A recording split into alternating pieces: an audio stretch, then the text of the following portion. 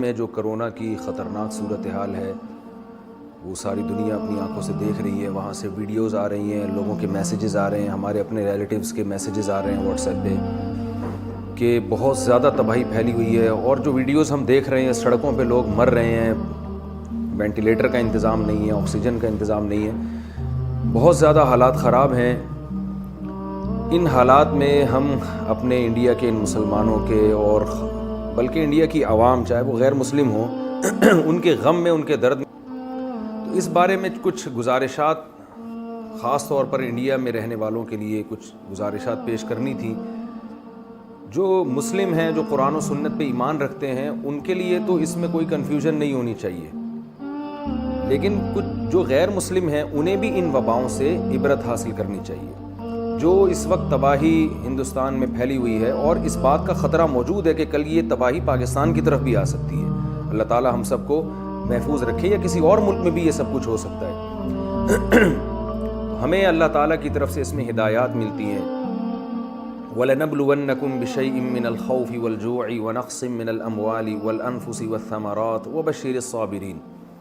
قرآن مجید جو اللہ کی کتاب ہے, اس میں اللہ نے اپنا فیصلہ سنایا ہے کہ وَلَنَبْلُوَنَّكُمْ بِشَيْءٍ مِّنَ الْخَوْفِ, ہم تمہیں ضرور آزمائیں گے خوف میں ڈال کر. وَنَقْصٍ مِّنَ الْأَمْوَالِ وَالْأَنفُسِ وَالثَّمَرَاتِ, معاشی نقصان ہم تمہیں دیں گے, تمہاری معیشت ڈاؤن ہوگی, تمہاری پیداوار کا نقصان ہوگا, اور تمہاری جانیں ہلاک ہوں گی. جانوں کا ہلاک ہونا کیا ہے؟ یہ وباؤں میں اور قدرتی حادثات میں جو انسانی جانیں بہت کثرت سے ہلاک ہوتی ہیں, یہ وہ آزمائشیں جن کا اللہ تعالیٰ اپنی کتاب میں ذکر کرتے ہیں. اب ان آزمائشوں میں ہمیں کرنا کیا ہے؟ جیسے یہ بڑی آزمائش ہے کرونا کی صورت میں, جس نے پوری دنیا کو تباہی میں ڈالا ہوا ہے, اور خاص طور پر جو ہمارا پڑوسی ملک ہندوستان جس کرب و اذیت سے اس وقت گزر رہا ہے, تو اس میں کرنا کیا ہے ہمیں؟ اللہ نے قرآن میں ہمیں حکم دیا وَبَشِّرِ الصَّابِرِينَ الَّذِينَ إِذَا أَصَابَتْهُم مُّصِيبَةٌ قَالُوا إِنَّا لِلَّهِ وَإِنَّا إِلَيْهِ رَاجِعُونَ. فرمایا اے نبی, آپ صبر کرنے والوں کو خوشخبری سنا دیں. اور وہ کیسے صبر کرتے ہیں؟ جب انہیں کوئی مصیبت پہنچتی ہے تو یہ کہتے ہیں انا للہ, جس نے اس کائنات کو بنایا ہے نا, ہم اس کے غلام ہیں. ہم پر ہماری مرضی نہیں چلے گی, بلکہ اس کائنات کو بنانے والے کی مرضی چلے گی. اگر انسان کی ساری چاہتیں اس دنیا میں پوری ہو جائیں تو پھر انسان خدا بن جائے گا. اللہ نے اختیارات اپنے ہاتھ میں رکھے ہیں. آج کرونا کی بیماری ہے, کل کچھ اور ہو سکتا ہے, پرسوں کچھ اور ہو سکتا ہے. آپ دیکھیں سونامی کے طوفان نے ہزاروں لوگوں کو موت کے گھاٹ اتار دیا تھا, اور پاکستان میں جو ایک زلزلہ آیا تھا بہت بڑا بالا کوٹ میں, اس نے 1-2 دن کے اندر 10,000 لوگوں کو موت کے گھاٹ اتار دیا.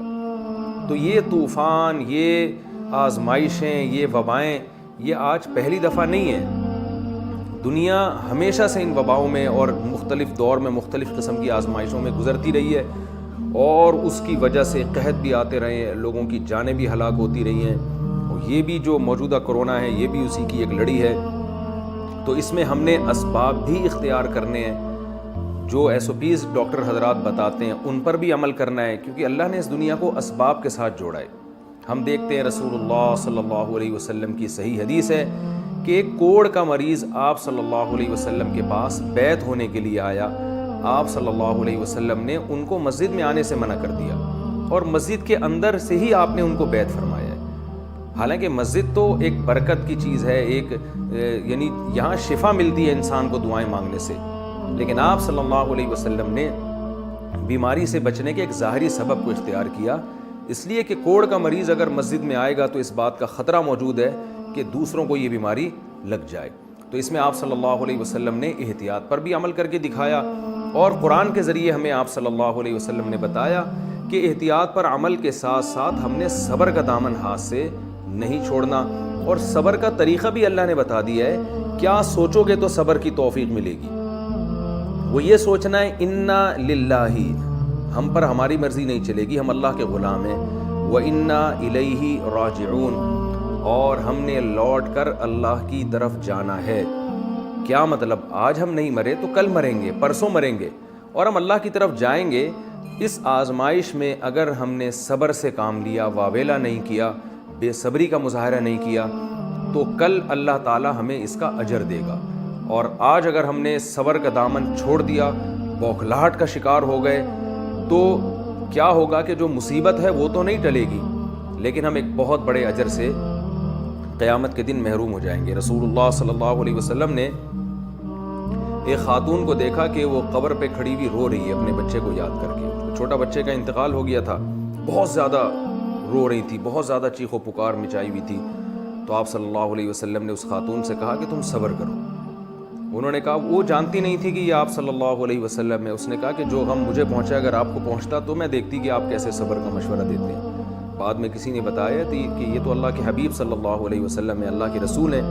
وہ خاتون نبی کے پاس گئی اور عرض کیا کہ یا رسول اللہ میں صبر کرتی ہوں. تو آپ نے فرمایا انما الصبر عند الصدمۃ الاولى, صبر اس وقت ہوتا ہے جب مصیبت پہنچی ہو. تو جب آزمائش آئی ہے, جب مصیبتیں آ رہی ہیں, اس وقت آپ نے صبر کرنا ہے. بعد میں تو ہر ایک کو صبر آ جاتا ہے. کوئی مرتا بھی ہے تو آپ ساری زندگی تھوڑی روتے رہتے ہیں اس کی یاد میں, چند دنوں کے بعد آپ کو صبر آ جاتا ہے. تو ایک حد ہونی چاہیے, ایک لمٹ ہونی چاہیے. تو ہم نے اس میں صبر کا دامن ہاتھ سے نہیں چھوڑنا. دوسرا, جو بھی اس موقع پر بیماری کے اندر مبتلا ہوتا ہے, ہم نے اس سے تعلق ختم نہیں کرنا ہے. ایس او پیز پر عمل کرتے ہوئے اس کی مدد بہرحال ہم نے کرنی ہے.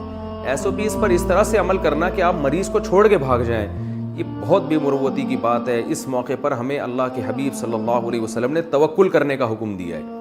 تو آپ کے گھر میں اگر کوئی بوڑھے والدین کورونا میں مبتلا ہو جاتے ہیں تو یہ آپ کے لیے جائز نہیں ہے کہ آپ ان کو چھوڑ کے بھاگ جائیں. ڈاکٹر کے لیے جائز نہیں ہے کہ وہ پیشنٹ کو چھوڑ کے بھاگ جائے.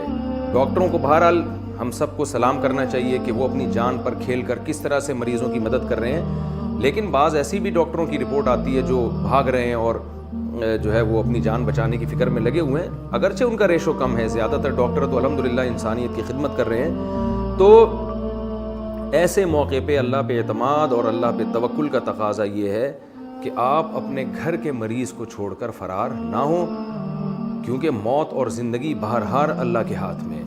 اللہ نے ہمیں زندہ رہنے کے اسباب اختیار کرنے کا حکم تو دیا ہے, لیکن ایسا سبب اختیار کرنا جو شرعی جائز نہیں ہے. آپ خود کسی کرونا کے پیشنٹ کے بلا وجہ قریب نہ جائیں, لیکن آپ کے گھر میں اگر آپ کے کوئی بوڑھا بیمار ہو جاتا ہے تو اسے اس بیماری کی حالت میں چھوڑ کے جانا, یہ اللہ اس کے رسول صلی اللہ علیہ وسلم کی نافرمانی ہے. یہ کسی طور پہ بھی آپ کے لیے جائز نہیں ہے. اسی طرح گورنمنٹ نے اگر ڈاکٹروں کے ذمہ لگایا ہے کہ وہ پیشنٹ کی حفاظت کریں, اس کی کیئر کریں, وہ اسپتال چھوڑ کے نہ بھاگیں, تو ایسے موقع پہ ڈاکٹر کا فرار ہونا یہ بھی شرعی طور پر ناجائز اور غلط بات ہے. تو ہم اس درد میں, اس دکھ میں اپنے ہندوستان کے مسلمانوں اور جو دوسرے جو غیر مسلم بھی رہتے ہیں وہ بھی انسانیت کے ناطے ہمارے بھائی ہیں, اس غم میں ہم ان کے ساتھ برابر کے شریک ہیں. اور اللہ تعالیٰ سے ہم دلی دعائیں کرتے ہیں کہ اللہ اس مصیبت سے ہندوستان کے لوگوں کو جلد سے جلد نجات عطا فرما, اور جس کرب و اذیت میں وہ مبتلا ہیں اے اللہ اس بیماری سے, اس مصیبت سے ان کو نکال دے.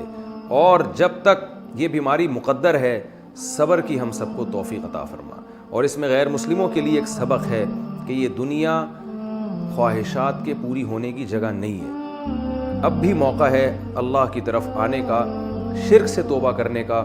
قرآن صاف لفظوں میں کہتا ہے وَإِذَا غَشِيَهُمْ مَوْجٌ كَالظُّلَلِ دَعَوُا اللَّهَ مُخْلِصِينَ لَهُ الدِّينَ, کہ جب تمہیں کوئی بڑی مصیبت آتی ہے, طوفان میں گھرتے ہو, تو تم سب اپنے دوسرے خداؤں کو چھوڑ کر اس خدا کو پکارتے ہو جو آسمانوں میں. لیکن جب وہ تمہیں مصیبت سے نجات دے دیتا ہے تو پھر اس خدا کو تم بھول جاتے ہو, اگر وہ چاہتا ہے. بعض دفعہ وہ نجات نہیں بھی دیتا.